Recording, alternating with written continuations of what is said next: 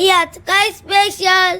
बिर्याणी बनवते, चिकनची नाही, पनीरची. एक नंबर आई, चालेल.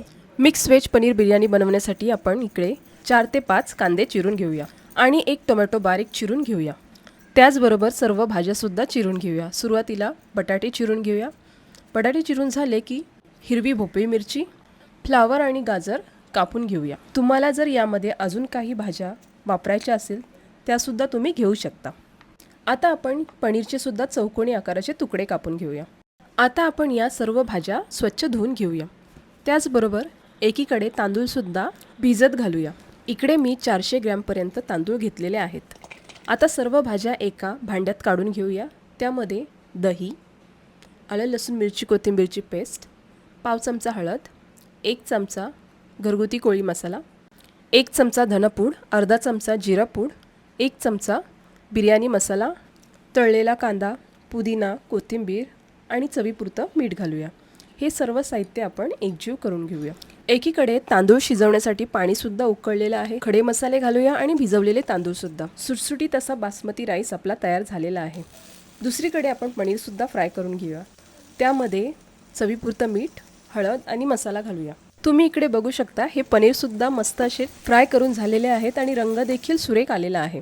बिर्याणी बनवण्यासाठी एका कढईमध्ये 2 चमचे तेल घालूया. त्यामध्ये चिरलेला कांदा आणि खडे मसाले घालूया. इकडे मी 1 चमचा साजूक तूप घालत आहे. हे पूर्णपणे ऑप्शनल आहे. आता चिरलेले टोमॅटो घालूया. ते नरम होईपर्यंत परतवून घेऊया. टोमॅटो नरम झाले की मॅरिनेट केलेल्या भाज्या घालूया आणि जोपर्यंत तेल सुटत नाही तोपर्यंत आपण ह्याला परतवून घेऊया. त्यासाठी 5 ते 6 मिनिटे वाफ काढून घेऊया. तुम्ही इकडे बघू शकता या ग्रेव्हीला तेल देखील मस्त असं सुटलेलं आहे. आता आपण यामध्ये फ्राय केलेले पनीर घालूया. त्याचसोबत अर्धी वाटी दूध आणि सायचं मिश्रण घालूया आणि जोपर्यंत या भाज्या 80% शिजत नाही तोपर्यंत आपण शिजवून घेऊया. इकडे भाज्यासुद्धा आपल्या 80% शिजल्या गेलेल्या आहेत. आता आपण त्यावर भाताची लेयर लावूया. तुम्ही इकडे भातसुद्धा बघू शकता मस्त असा सुटसुटीत तयार झालेला आहे. आता आपण यावर पिवळ्या रंगाचा फूड कलर घालूया. तळलेला कांदा, पुदिनाची पाने, चिरलेली कोथिंबीर आणि 2 चमचे साजूक तूप घालूया. इकडे मी कोळशाची धुरी देणार आहे. हे पूर्णपणे ऑप्शनल आहे. आता ही बिर्याणी 20 ते 25 मिनिटे मंद आचेवर शिजवून घेऊया.